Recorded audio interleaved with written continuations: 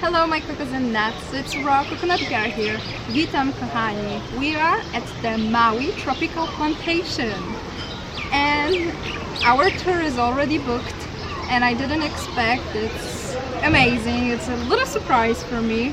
So yeah, stay tuned for more because I can't wait to share everything with you guys. Bye!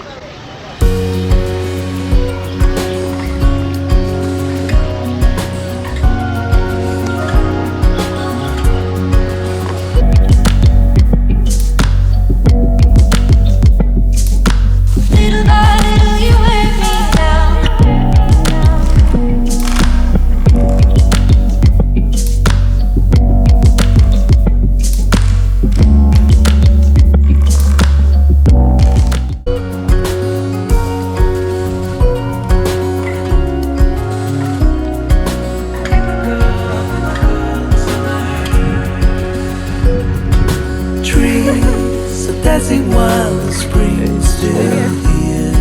They don't make haste cause they know what's coming.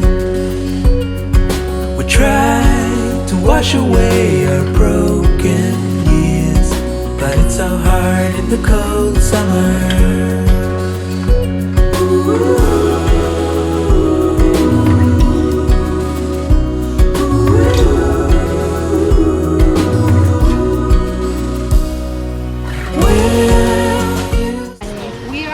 The Maui tropical plantation.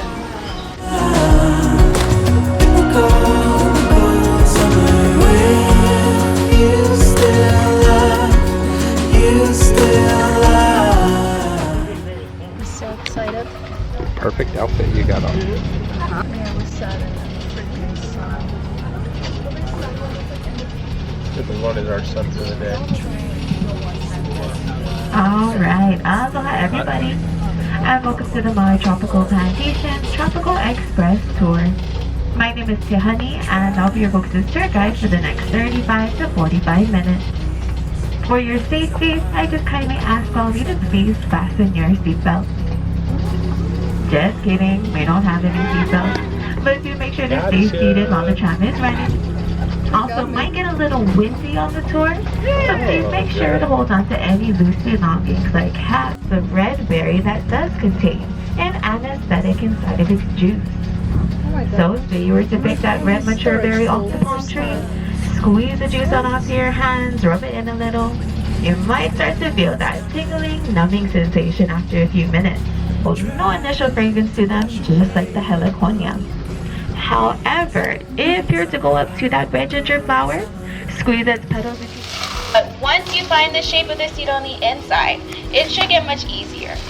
Because at this round stage, the shell of that seed is fully formed, so the pickaxe will just bounce right around it, and it's not going to puncture the top. He's got it right open, and he has way bigger muscles than me or any of my coworkers. But here on Maui, we have a woman. She lives over in Lahaina, and she can husk a coconut open in roughly 3 to 4 minutes. Much slower than 2 seconds, I know. What actually makes her very impressive is her technique. She will even make us in the plantation look like cheaters too. Because she does not use a pickaxe or a machete. What she instead has coconuts is her teeth. Oh. Yeah, she also has videos online if you don't believe me. Many people trying to follow in her footsteps there. But that woman did recently retire. She used to do shows over on Front Street in Lahaina. Personally, I have not met her before, neither have my coworkers. For all we know, she could still have the world's nicest smile, or be missing on her teeth. But once you do start to remove the husk from the coconut, then it's no longer going to grow into a tree.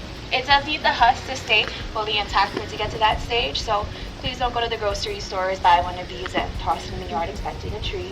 I promise you will just end up with a moldy coconut. Also, I know taking off the husk, now it might just look like trash or rubbish to us. You think you can throw it away, forget about it. But early Hawaiians and people all throughout coastal regions of the world very much value this husk.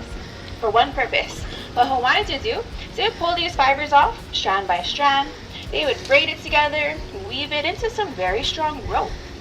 So if you took some strands for yourself, twist it together a few times, you'll see it's going to be very durable. And even when wet, this rope does not break apart. So Hawaiians would use this rope for tying tools together, roasted their houses down like that one over there, but especially for tying canoes to last the long sea voyages. This rope is going to hold up very well in the ocean water. And when it's dry, especially today, a much more popular usage is as a great fire starter. It does light up very easily, very quickly, but it's slow burning, so it lasts you a good half an hour.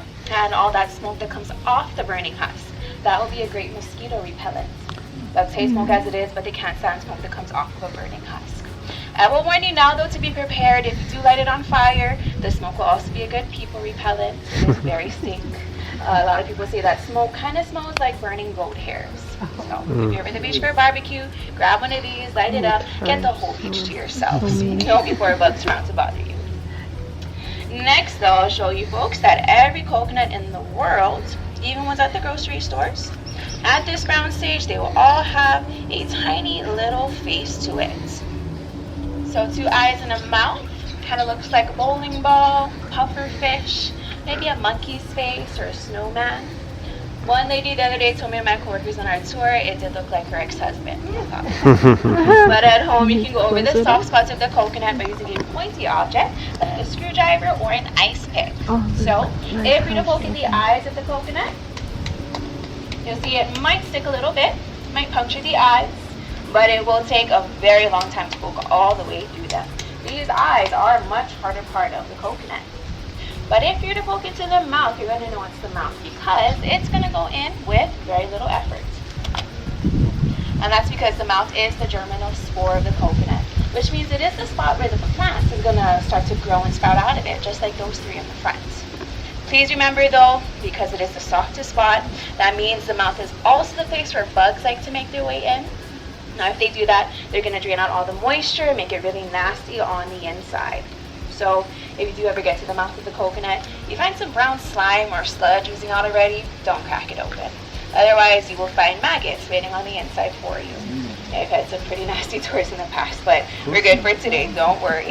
I just went and opened up the mouth. Next, we're going to check that liquid on the inside.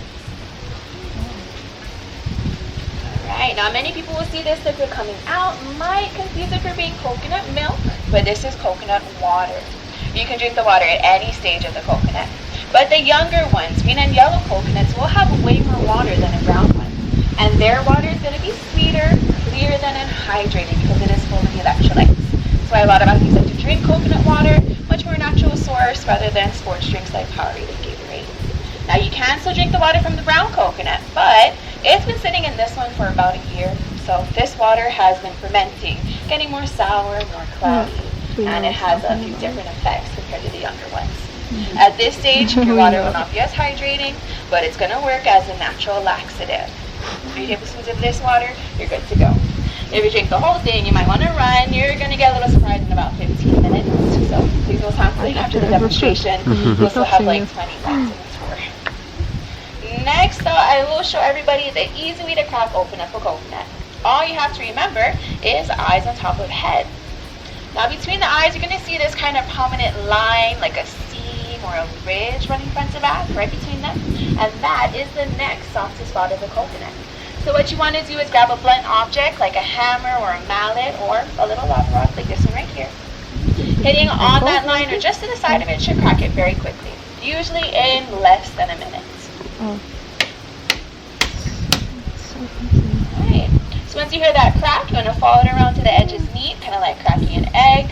But please be careful not to pinch your hands as you hit the coconut. Alright, oh man, looks like it's pretty slimy in there. Now eventually, once the line meets up, then you can pry the coconut right open. Yep, just like that. Alright, but a phrase you do want to remember after opening the coconut is white meat good to eat. So if it's bright white, no discoloration or sliminess like this, then you can eat it straight from the shell. Sadly, this one does seem to have gotten some bugs getting into it, so it was exposed. That's why all this meat is super slimy. If it was a nice coconut, there would be no sliminess like this. It would be dry, white, kind of tastes like a sweet almond. But this meat is where you get the coconut milk and the coconut oil from. So if you did want to get a nice coconut and get the meat out of it, old days of Hawaii, it would be really hard to get the meat out. They would use seashells and scrape at the meat for hours. But thankfully for us, we have some easier modern methods like freezers. So we take the two pieces and fit them back together, rubber band it shut, toss it in the freezer for about 4 to 6 hours, take it out, let it thaw. By the time it's finished thawing, this meat will have popped right out of the shell. And that's because all that moisture in the meat, there's a lot of it, that's all the coconut milk. So in the freezer, moisture expands. They As have it their thaws, it will own- naturally shrink off of the shell. So once you get that meat out of the coconut, then if you want coconut milk, put it through a food processor, make it very fine, squeeze it through a cheesecloth, all the liquid will be that coconut milk. Now if anybody here uses Here we coconut go. oil at all, personally, I love coconut oil. I know it's great for skin psoriasis, eczema, hair, body, cooking, all that stuff. To extract the oil, take the halves of the brown coconut. You're going to put them in the sun for the meat to dry for about 1 to 2 weeks. At the end, you'll find that the clear consistency has risen to the surface on the meat. Just grab a spoon, scrape it right off into maybe a shot glass. And I do say shot glass because at any size, any coconut, that's about as much as you'll get from it. So if you do want a good amount, you might have to wait the 6 years to grow your own tree for it. However, ancient Hawaiians, you can tell, were very resourceful, didn't like to waste anything. So after moving this meat, these would become cups and bowls for them. The side with the hole would work like a natural filter. Those that were skilled enough will carve hunting tools, fishing hooks, and weapons from the shells as well. We're slowly bringing back the usage of the shells today in Hawaii, but you mainly find them in our souvenir shops, right? As coconut purses, candles, buttons, utensils, jewelry, that sort of thing. For some odd reason, Hawaii did get very famous for the coconut. Ross, ladies, one size does not fit all. As you can see, sometimes it cracks really lopsided, so you'll be hunting a while for that perfect fit. But this does conclude my demonstration. I'm going to put the husk in Be the harvested, so you can pick it off, let it hang for a while for those bananas to fully ripen. However, once that flower pod has fallen off the tree, it does mean your banana tree will no longer grow. So we'll go in, cut off the tree, leave behind a stump. But since banana trees are self-propagating, that means they will continue to just reproduce on their own. The stump you leave behind is going to serve as a source of moisture and nutrients for the new shoots of banana trees growing, which are called pups. If you do know of anybody who wants to get rid of their banana trees, they will need to take out the entire root system. Otherwise, they'll just keep growing and growing, kind of just like weeds. Over to my right, this first row of 4 trees closest to the trap are some of our citrus trees. But everything else beyond them in the field, all the other shrubs are the red Katui pineapples, but these will grow from the sides of the crown. You'll see about 3 to 4 of them, and those ones will not get any bigger than the size of your fist. Food is an extremely important part of Hawaiian culture, as it did serve as one of their main staple foods in ancient times. What to do to harvest them is they'll dig up the starchy root of that mature kalo plant. They'll cook the root, eat it just like that. But Hawaiians were known for most often pounding the cooked root with water into poi. Now, if you've never tried poi before, it's a very thick, pasty sort of food. It's actually pretty healthy and hypoallergenic for you. Poi is also still very popular to this day. You can find it sold in any local grocery store in green gold and hula manu varieties.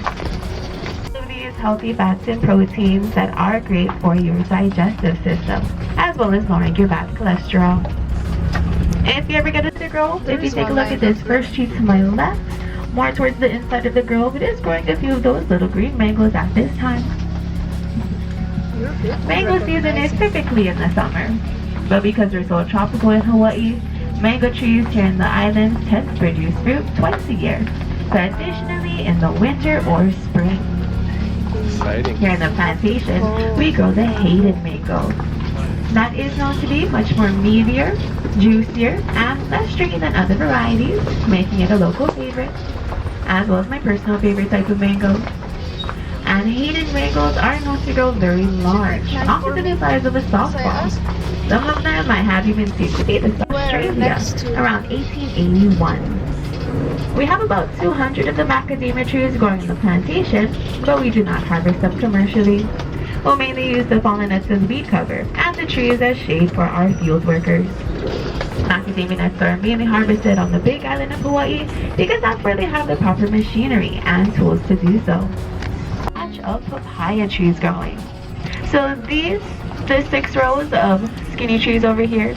These trees are only about 8 months old, so they do grow very quickly. Many of them are already fruiting at this time.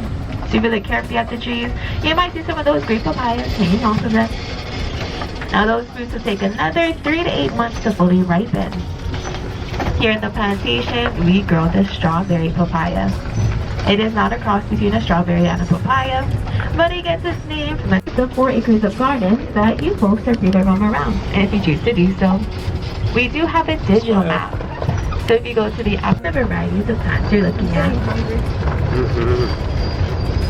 And over to my left, this red green building we're passing, that is the Kumo Farms produce stand, where they carry much of what has been harvested from this plantation. You'll find wonderful displays and information about Maui's part during the plantation.